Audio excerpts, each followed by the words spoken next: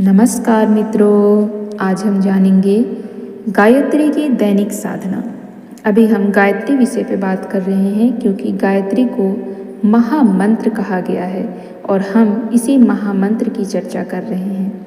आइए जानते हैं गायत्री की दैनिक साधना। निसंदेह मंत्रों में बहुत बड़ा बल मौजूद है और यदि कोई उनका ठीक ठीक उपयोग जान ले तो अपनी और दूसरों की बड़ी सेवा कर सकता है। गोस्वामी तुलसीदास जी का कथन है कि मंत्र परम लघु जा सुबस विधि हरिहर सुर सर्व महामत गजरात कह बस करी अंकुश खर्व। यूँ तो बहुत से मंत्र हैं, उनके सिद्ध करने और प्रयोग करने के विधान अलग अलग हैं और फल भी अलग अलग है, परंतु एक मंत्र ऐसा है जो संपूर्ण मंत्रों की आवश्यकता को अकेला ही पूरा करने में समर्थ है। यह मंत्र है गायत्री मंत्र। गायत्री मंत्र ऋग्वेद, यजुर्वेद, अथर्ववेद और सामवेद चारों वेदों में है। इसके अतिरिक्त और कोई ऐसा मंत्र नहीं है जो चारों वेदों में पाया जाता है। गायत्री वास्तव में वेद की माता है। तत्वदर्शी महात्माओं का कहना है कि गायत्री मंत्र के आधार पर वेदों का निर्माण हुआ है। इसी महामंत्र के गर्भ में से चारों वेद उत्पन्न हुए हैं। वेदों के मंत्र दृष्टा ऋषियों ने जो प्रकाश प्राप्त किया है वह गायत्री से प्राप्त किया है।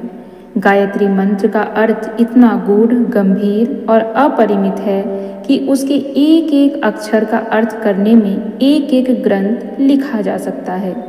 आध्यात्मिक, बौद्धिक, शारीरिक, सांसारिक, ऐतिहासिक अनेक दिशाओं में उसका एक एक अक्षर अनेक प्रकार के पथ प्रदर्शन करता है।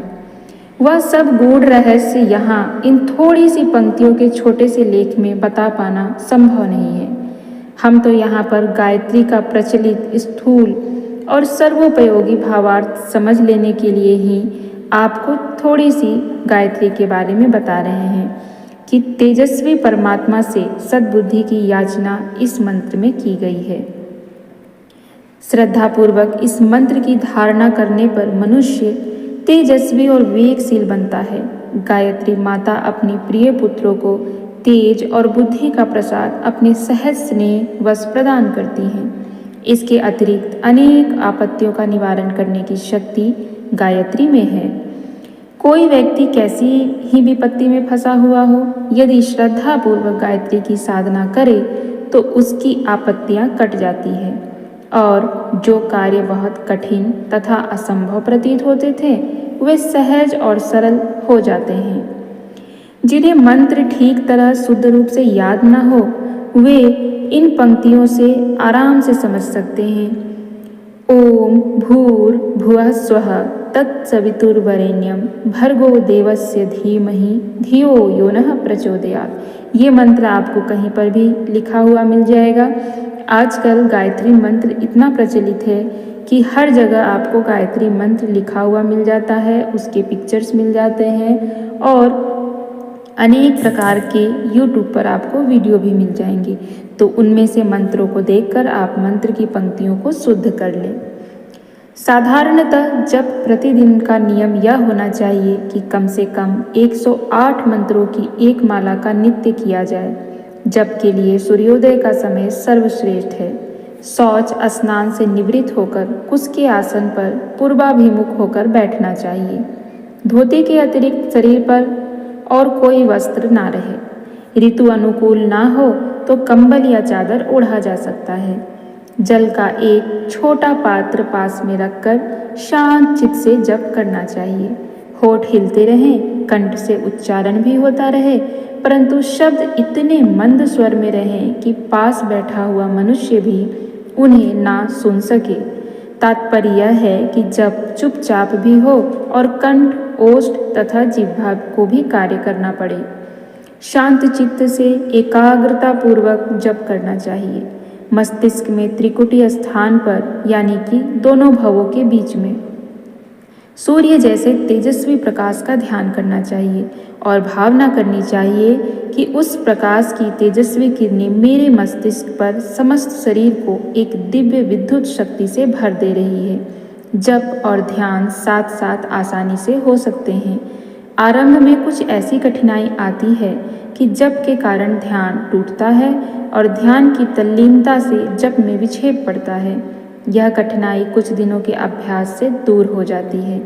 तो आज हमने जाना गायत्री मंत्र के बारे में, उसका प्रतिदिन हमें जप कैसे करना है, मंत्र कैसे पढ़ना है, मंत्र के साथ साथ हमें और किन बातों का ध्यान रखना है, इन सब को हमने जाना। और यह भी जाना कि मात्र एक गायत्री मंत्र ही ऐसा है जो संपूर्ण मंत्रों की आवश्यकताओं को अकेले ही पूरा करता है।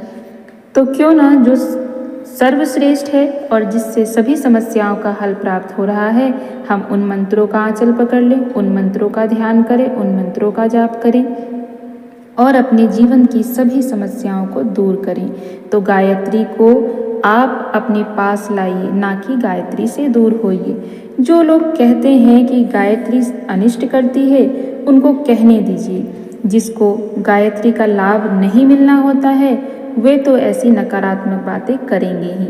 लेकिन यदि आपको अपने जीवन में सकारात्मक लाभ पाना है, तो आपको अपनी सोच भी सकारात्मक रखनी होगी, क्योंकि मंत्रों का मंत्र, मंत्रों का राजा या महामंत्र जिससे भी आप कहते हैं, वो केवल और केवल गायत्री महामंत्र है। अब निर्णय तो आपका है कि आप किसका हाथ पकड़ेंगे, गायत्री का, सर्वश्रेष्ठ का, या अन्यत्र कहीं आप भटकते रहेंगे। मैं तो केवल आप लोगों को गायत्री से अवगत करा रही थी और आप लोगों को गायत्री से जोड़ने का प्रयास कर रही थी। जोड़ने का प्रयास भी नहीं, आपको गायत्री का महत्व बता रही थी और आपके जीवन की समस्याओं का समाधान मैंने बताया गायत्री के रूप में। बाकी आपका निर्णय है, अपनी समस्याएं को दूर करनी है या ज्यों का त्यों आपको अपनी समस्याएं बनाए रखनी है।